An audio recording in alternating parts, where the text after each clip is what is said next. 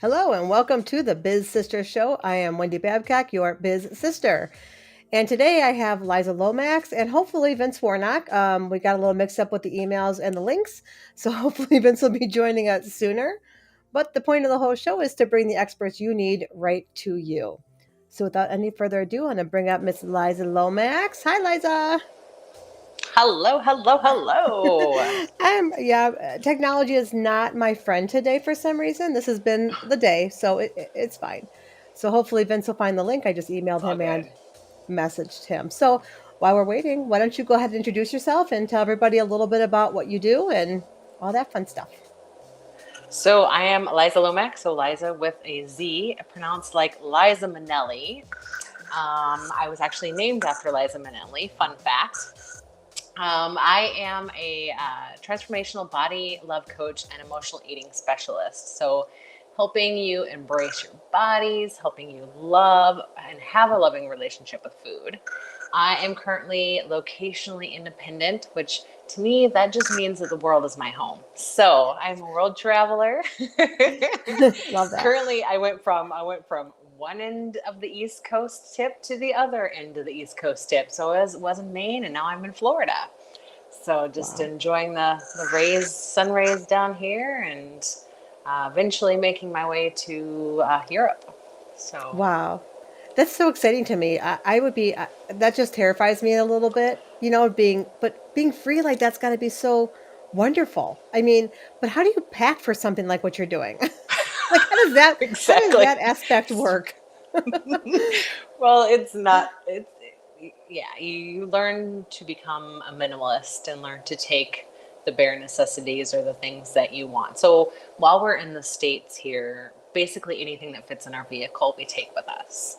Wow. So everything that we fit in there, from just the plates or the pots and pans that we like to use, the knives we like to use, our cutting boards. I mean, basic things. So we rent an Airbnb or VRBO or furnished finders. So we rent a home that has a lot of the stuff in it, but you always like to have your own stuff to kind of make it feel home. So we pack that stuff in. So basically everything's in our car. And then when we head to Europe, it's going to go even smaller because we will only have 2 suitcases each. So I will have a big suitcase and a small suitcase, and whatever I fit in those 2 suitcases is what I take. And if it doesn't fit, it doesn't go. Wow.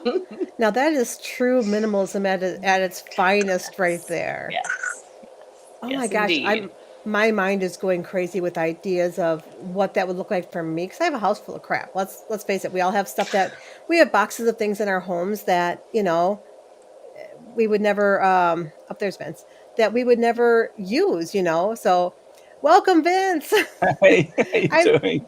So I was just explaining that technology is not my friend today, and the wrong link went out in the emails. It was Zoom, so you're probably just like, all right, Wendy, come on, where you at? That's right, I forgive you. I was waiting on Zoom going, I'm being rejected. Right? Like, no, we want you to join us. So, Vince, This is Liza Lomax. Liza, this is Hi, Vince. Hey, Liza. Nice to meet you. So Liza is a world traveler. We're just talking about how she's traveling quite a bit now. And when she heads to Europe, she'll be packing one big suitcase and one little suitcase. And that's all she's taken with. I am very jealous, Liza. We are stuck in New Zealand at the moment.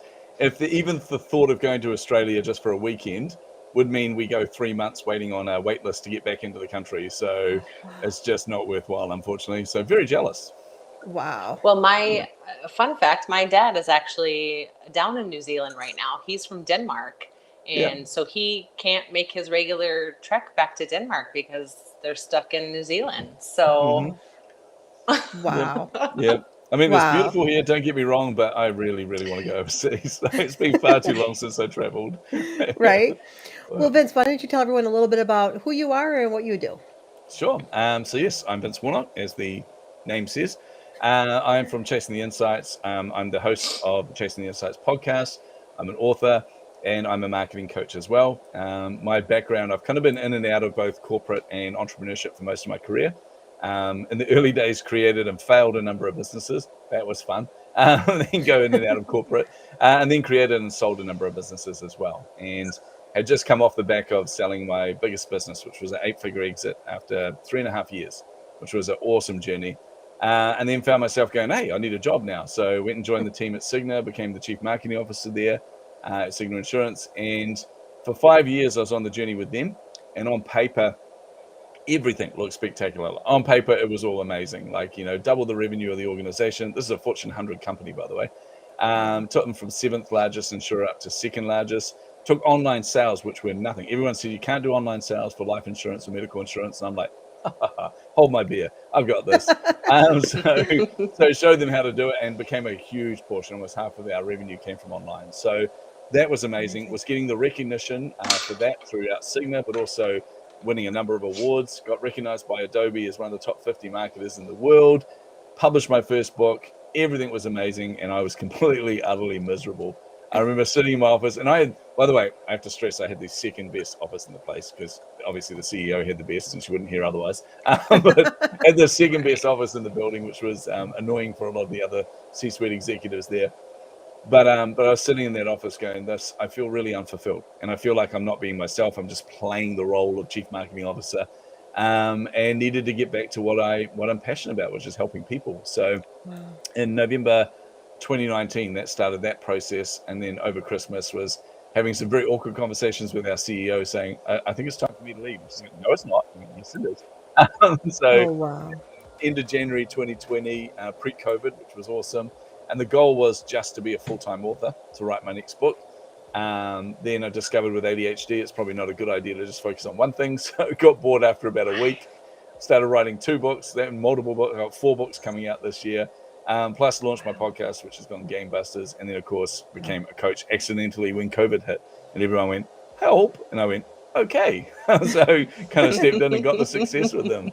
So that's been the journey. And the other part of my journey, which is very relevant right now, is you'll see me drinking every now and then. This is not alcohol. This is just because I'm losing my voice at the moment. So I'm trying everything to keep it soothed. And then when we finish this, I'm going to sit in silence for about an hour because apparently, according to my vocal coach, that's what I need to do. So, wow.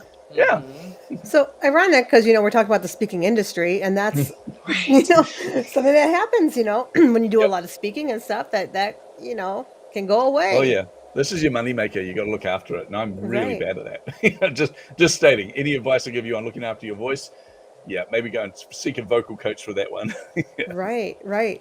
So what has the speaking industry looked like for both of you throughout the pandemic? Like, talk a little bit about what stages you speak on in your main topic, and how was that, kind of evolved? So Liza, I'll let you go first then.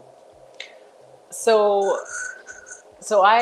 kind of go way back. So I grew up in the theater. I did 15 years of theater acting. So I was okay being on stage. I was okay, loving the stage, being on there, had no issue. It was my second home. So I'm used to being on the stage, and I'm used to presenting and talking. And when COVID hit, I was like, oh, how is this going to work? Because,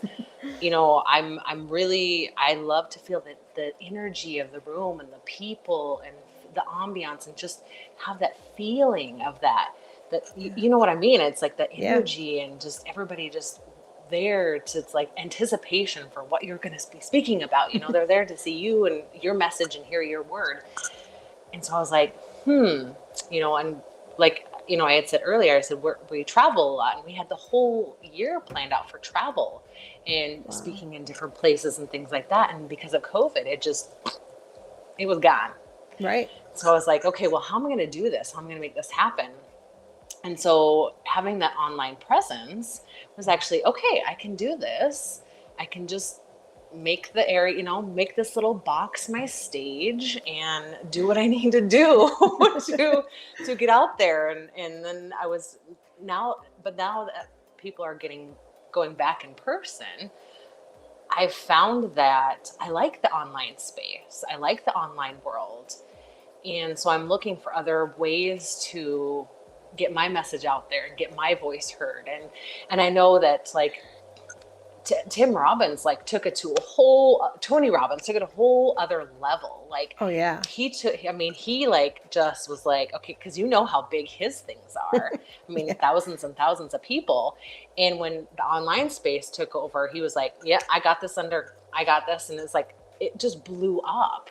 So for him, I think it's just like, there's so much more. What I'm trying to get at is the online space. I think there's so much more that can happen.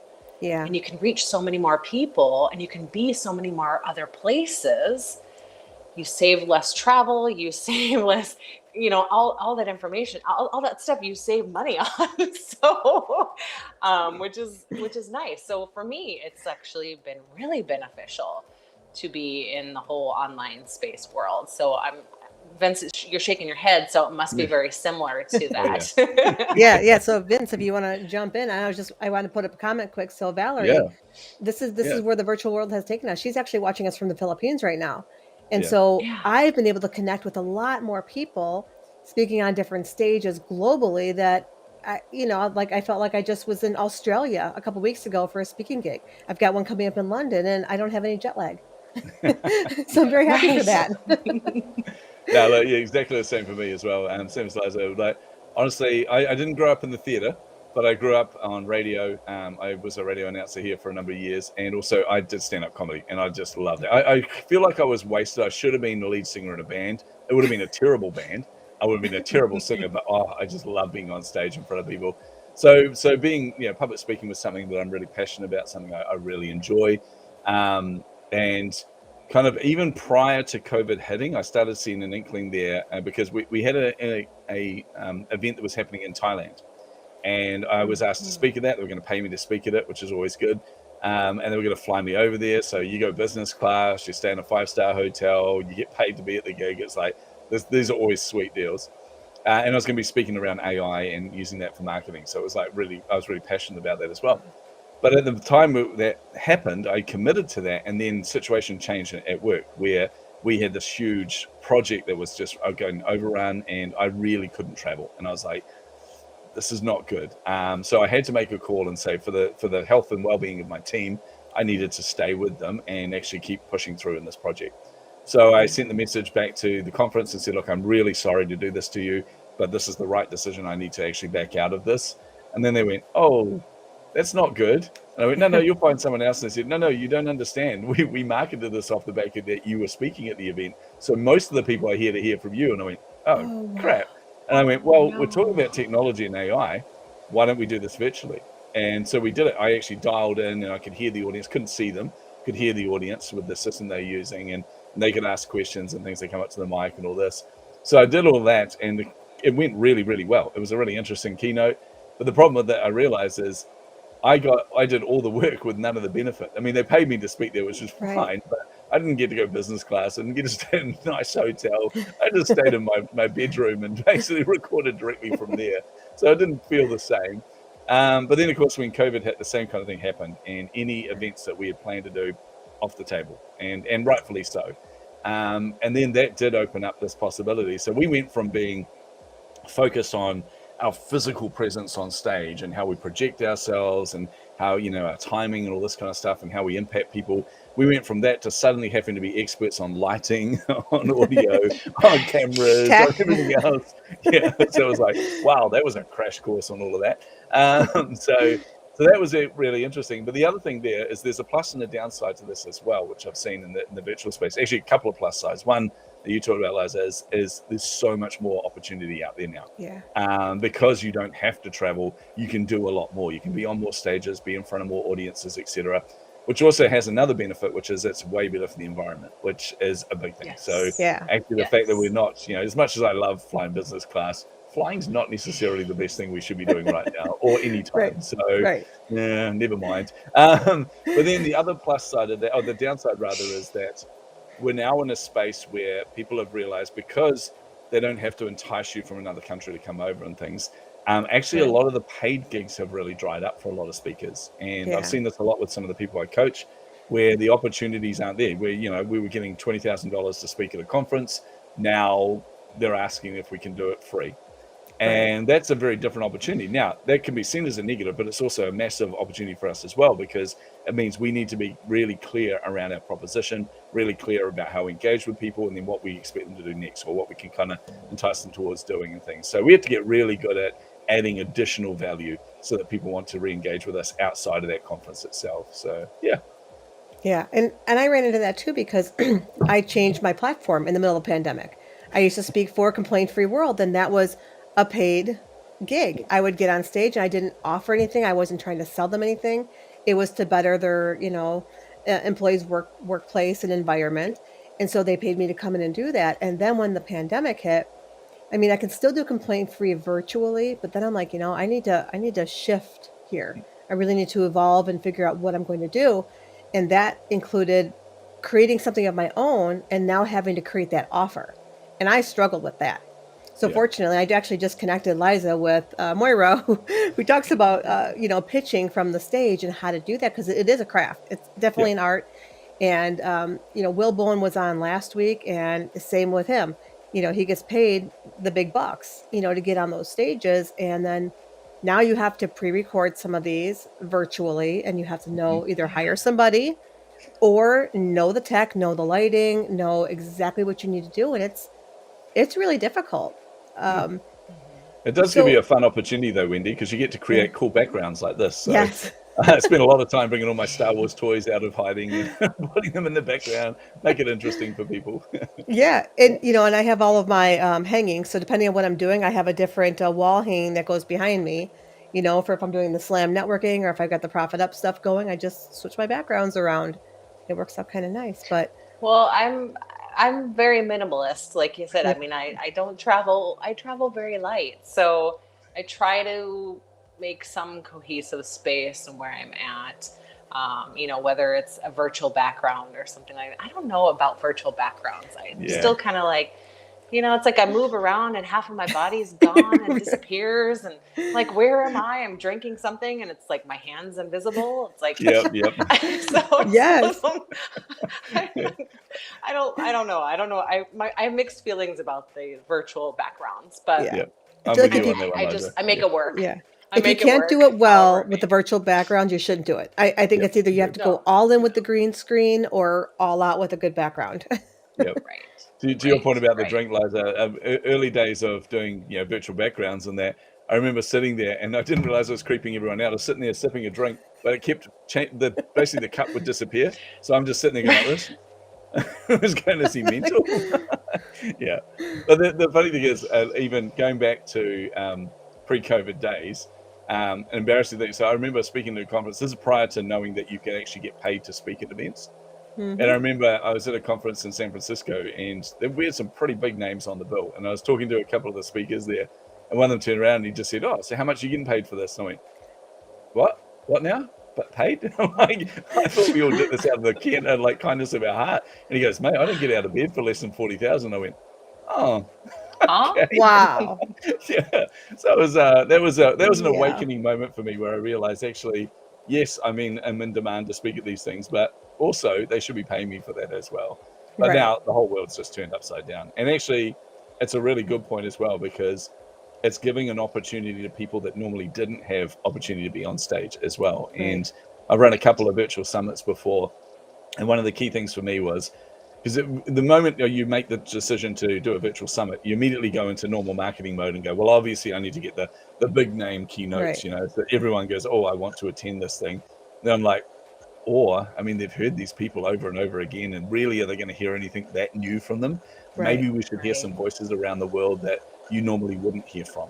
And there are people Right. kicking ass all over the world. Oh, There yeah. are entrepreneurs and speakers that are doing amazing things.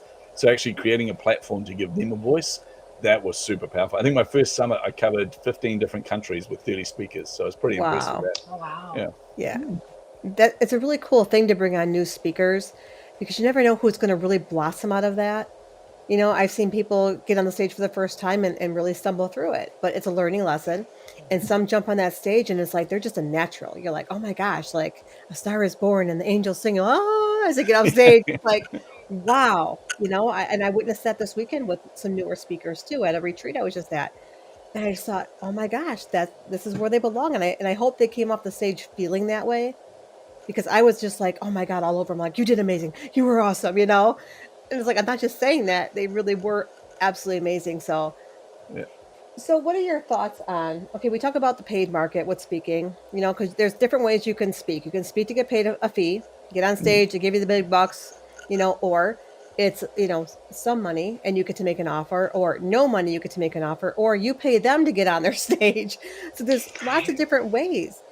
So with the virtual world, and I found myself doing this, and there's different opinions around pricing. So to go in person, of course, you've got travel and all that good stuff, Yeah. right? But you're still bringing the same value. So do you reduce your fee for virtual, or do you keep it the same and do you charge extra for travel? Because I was always taught to include my travel, but now it's a little bit different. Now it's more like a flat fee with the travel, and that's what Will Bowen has switched to as well. Yeah. Yeah, I think the flat fee plus travel is the way to go. Main Yeah. reason is it isn't the same, and we need to be very, very cognizant of that as well. Is Yeah. standing on stage, just like you said, Liza, standing on stage, you give a very different energy because you Yeah. feed off. And I'm the Hmm. same. We're very, I'm very Hmm. extroverted. I feed off the energy of other people. I feel like an energy vampire. I'm like, oh, every time they laugh, I'm like fueled, and I'm go into my next kind of zone. So that brings a very different perspective to them and a very different kind of energy, and they walk away different from if they're Yeah. on Zoom. And that's a challenge for us. We need to recreate that kind of energy in a virtual space. So I've done Yeah. everything from having little cardboard cutouts next to my webcam of different people so I can speak to them and just have some fun that way and try and energize myself. But the reality is it's not going to be the same. So I shouldn't Right. be charging the same amount for that. So I've reduced my fees across the board, but also I can do a lot more of these things, and I don't even have to leave the living room or the office in this Right. case. I can wear pajamas if I really want to, as long as I put a hoodie over top. They never know. I'm not wearing pajamas now. So you Sure. can Or, do yeah. things Sure. you can do things differently and things, but travel should always be an add-on top of that as well. So Yeah. Right. Yeah. Are you kind of in that same space too, Liza, with Yeah. speaking? I agree. Yes. Yeah. Yeah. Yeah. I mean, it's not the same vibe, energy, that kind of thing, and yeah, so it's like Yeah. you can't really have the same for both. Yeah. It doesn't work that way for. I mean, I don't feel like Yeah. it works that way. So. yeah, I was really reluctant to even do speaking virtually when the pandemic first hit. I'm like, it's not going to be the same. I don't know how, because I like to do a very Right. interactive, you yeah, know, even if it's just raising your Yes. hand or, you know, say yes if you know, whatever. And people tend to like, oh, they're watching their cat or they're snoozing, their yeah, cameras on, cameras off, back and forth.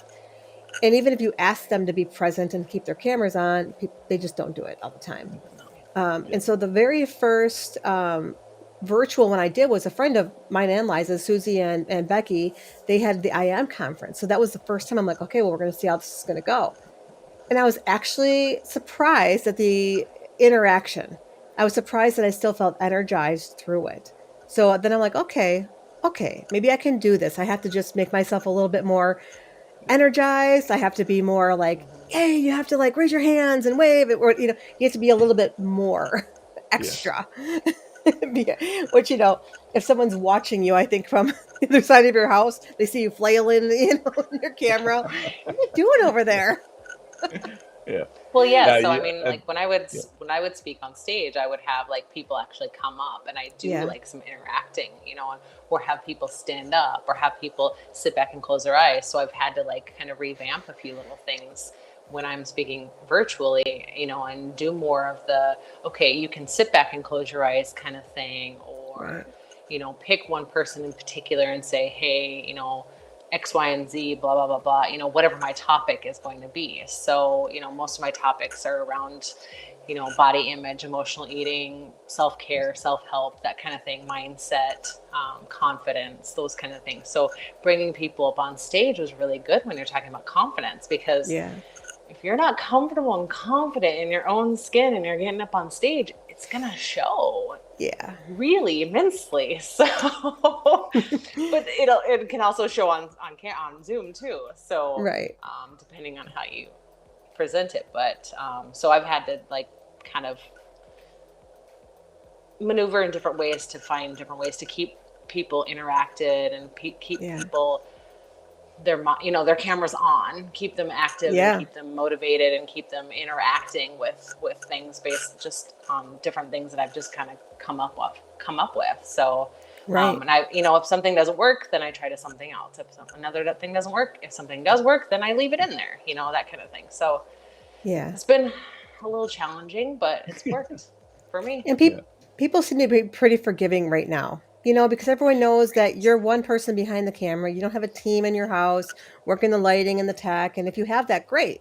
But, even like the bigger speakers, obviously, like I said, Will Bowen last week, he's in his, apartment in Florida, and he's got to run his own camera, get his own background set up. And people are a little bit more forgiving than if you get on stage and you kind of bomb a little bit. You're not so forgiving in person. So that's been kind of nice if that happens to anybody. Yeah, I think a whole pile of speakers have got really, really good at tech now suddenly. So who, Yeah. who needs the sound guy anymore? No, don't say that actually, because next time I am actually in a live event, that'll be embarrassing. But yeah, you're right. And same as you, Liza, you just have to adapt to all of this.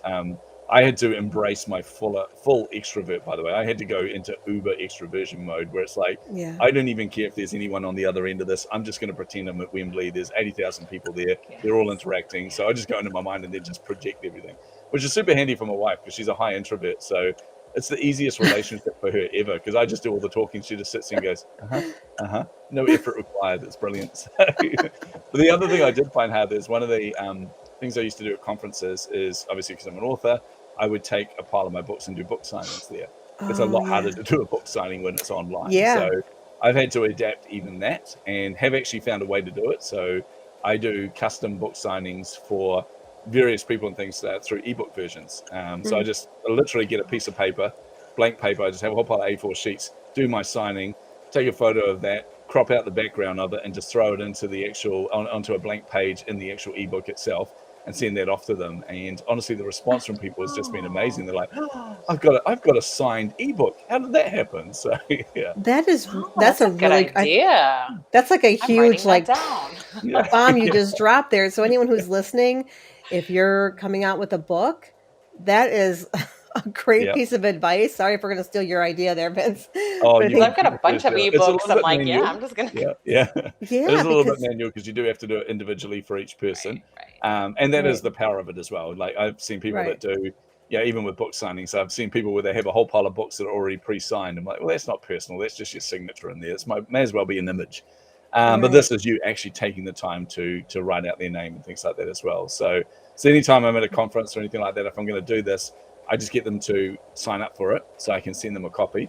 And then I just take a day and just basically write out, 100, 200 different, personalized messages, and then just put it into the PDF version, then convert that into a Mobi and just send them both. And that way they've got it if they've got a Kindle. So yeah, it Wow. works really well. That's very cool. Like Yes, my mind's good already idea. my crazy squirrel idea is already going, so I need to tell you, man, I gotta put that on my board.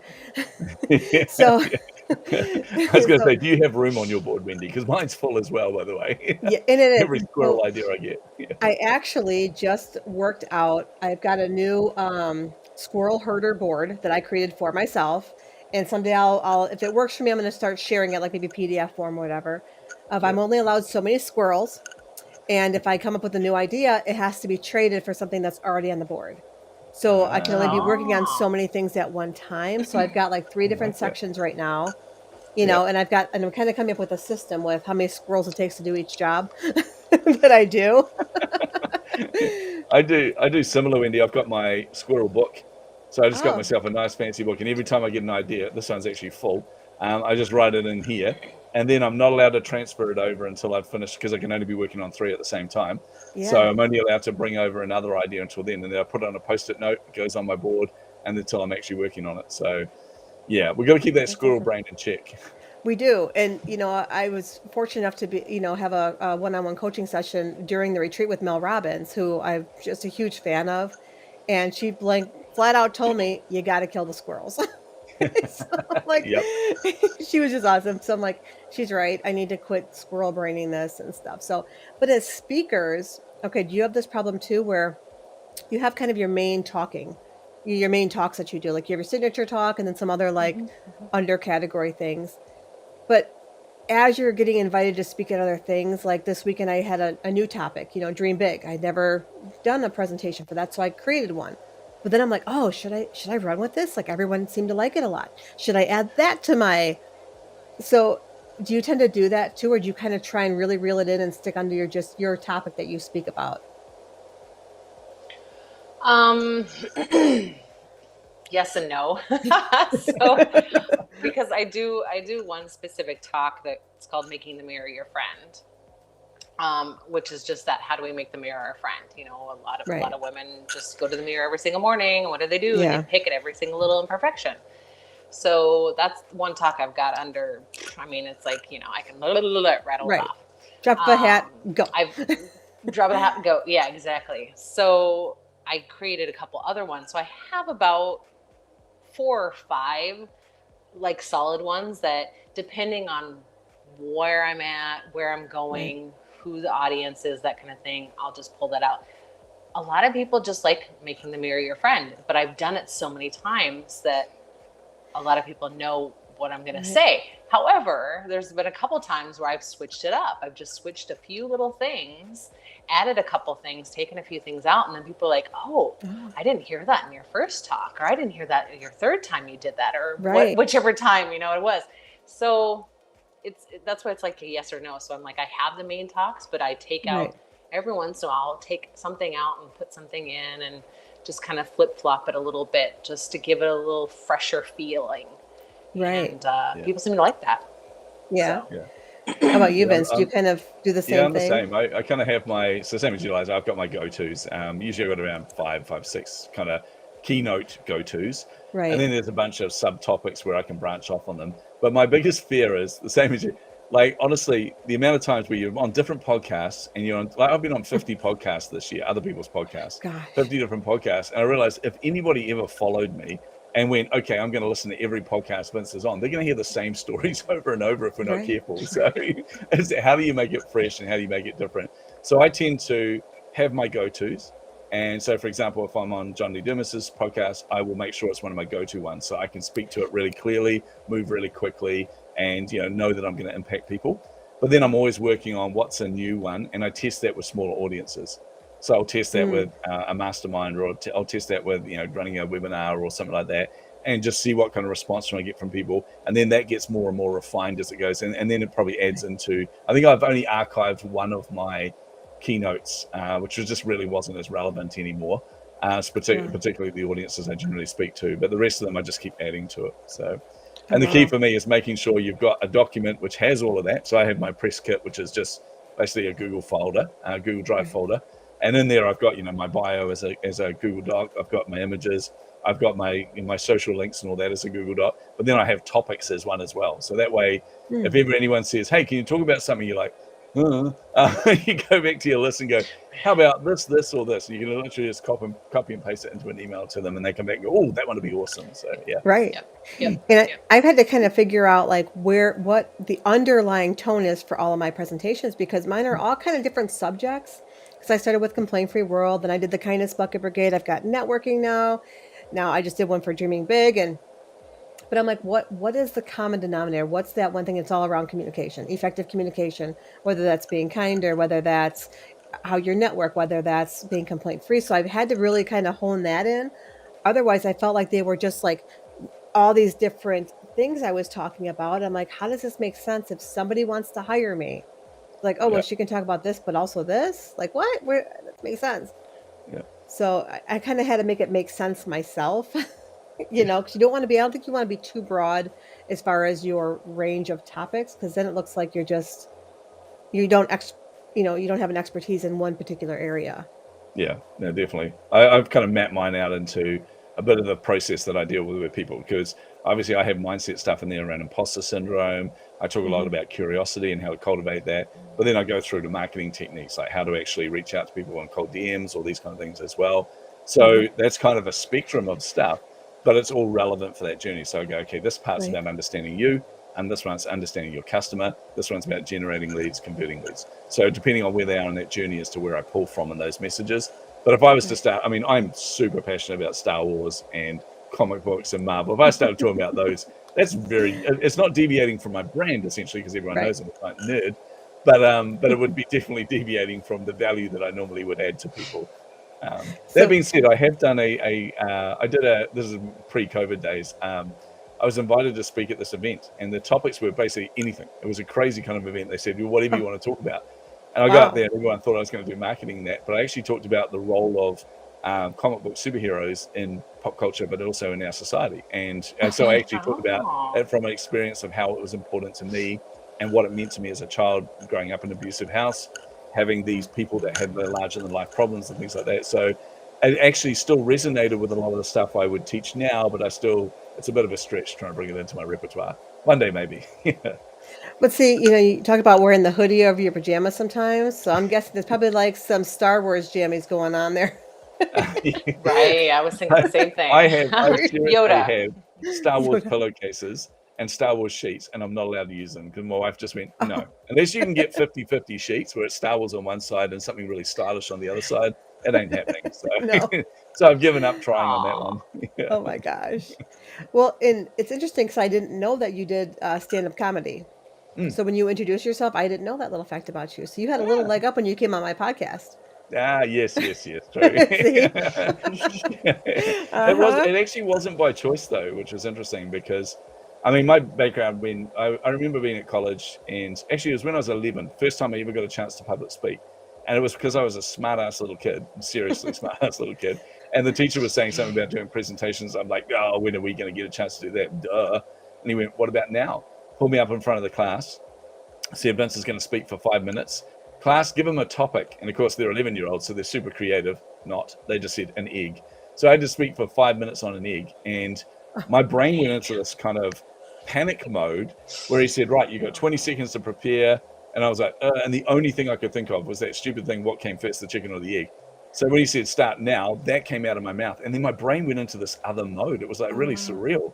And I just kept talking. And the moment where everyone started laughing and I kind of pull on that thread, and then I'm like, oh my goodness, that Oh, was amazing. And then I pull on another thread, and then I'd throw in something that actually made them go, and all this. It was just feeling those responses from people and realizing that I could control that in a way, or at least encourage that in a way, yeah.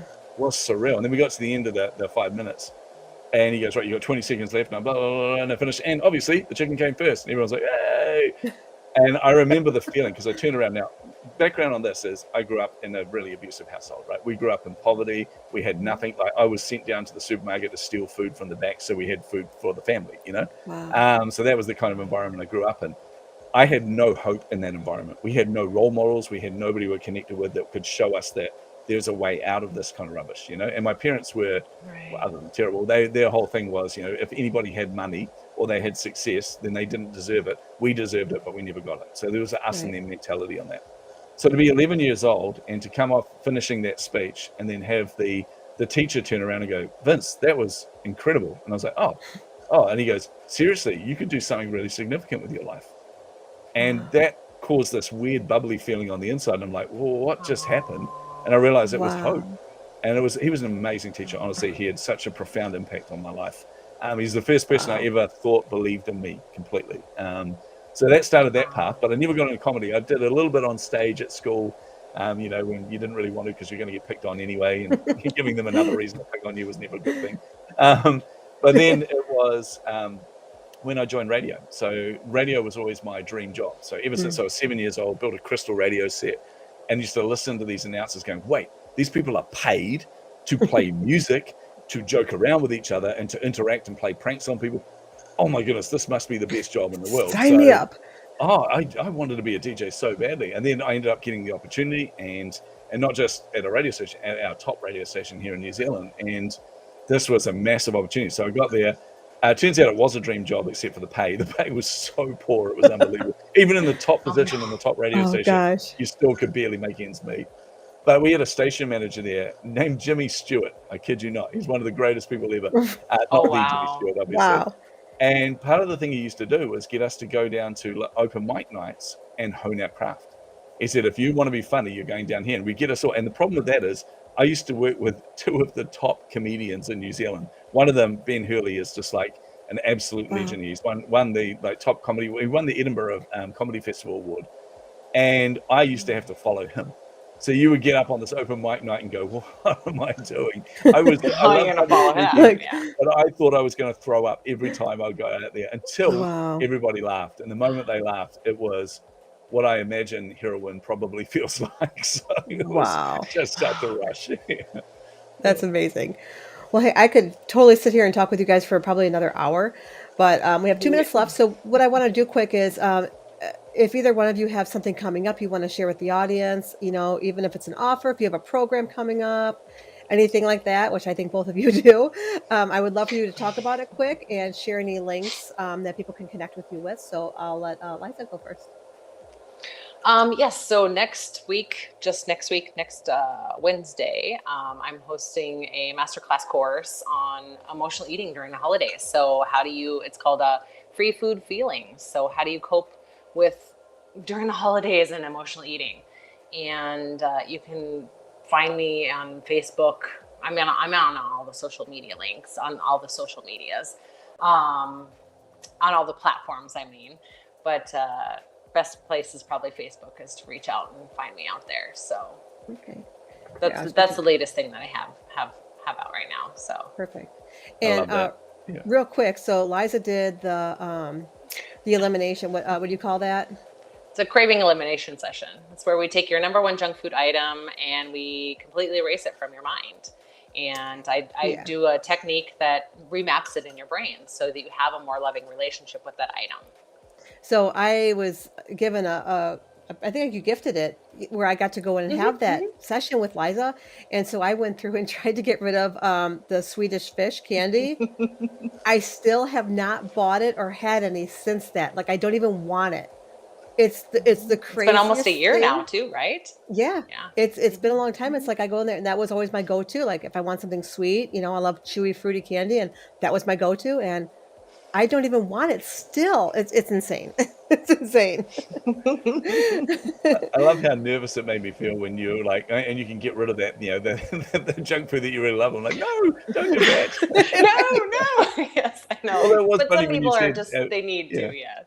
When you're talking about, the eating over the holidays, I was like, I don't need that course. I'm really good at emotional eating. And then I realized, oh, you mean actually stopping doing that. That's probably a really To good thing. stop So, emotional eating, yes. Right. So talk a little bit about what you have coming up, Vince. yeah, look, I've got a lot of things coming up, but probably the one thing I think is relevant for most people, this concept in December called a launch-a-thon. So if anybody is launching anything in December, whether that's a book, a podcast, a journal, notebooks, planners, short courses, anything that's under $50 US, if you're launching that in December, then reach out to me on social, because we're putting together an event where basically we're all going to come together, a whole pile of entrepreneurs that are launching things to support each other. And we're going to bring in other people as well. And if you've got a podcast, you're going to get a whole pile of ratings and reviews. If you've got a book, you're going to get ratings and reviews, the usual kind of thing. But you get people in there looking to support you, looking to buy your stuff, looking to help in any way that they can. So if that's interesting to anyone, please reach out to me now, because I've got signups open that will close off very, very soon once we're at capacity for that. And then we'll put out all the promo around how you can all participate in the event itself, even if you're not one of the launchers. So, but make it easy. Hit me up on social or go to chasingtheinsights.com. There's links to all my social platforms there as well. I'm going to type in that, insights.com. And Liza, do you have any links besides social media that you wanted me to put in here, besides like my website, LizaLomax.com. Yeah, or social media. Yeah, any of the platforms you can find me on. I mean, you could Google my name and probably just a crap ton of things would come up. So I didn't know if I could swear or not. So I was like, oh, you're fine here. Mind my P's and Q's. Oh, okay. Shit ton. Good. Yes. Yeah. Well, and I tell people Google me, but then I always give them a disclaimer, because there's another Wendy Babcock out here, and she was a former Canadian sex worker who was fighting for the rights. Oh, right. It's like, that's not me. Yeah, sure. Another Wendy out there. Good for you, Wendy Babcock, but not me. Yeah. So. That wasn't Wendy's former life at all. No. Yeah, no. Yeah. Well, thank you both for coming on the BIZ Sister Show. I really appreciate all the great knowledge and wisdom you dropped. I think everyone's going to get lots of information from this, and I hope they connect with you on both of your programs coming up. With that, please make sure you like and subscribe to the channel. We're on Facebook in 2 places, LinkedIn and YouTube. So with that, we'll see you all next week. Bye. Bye. Bye-bye.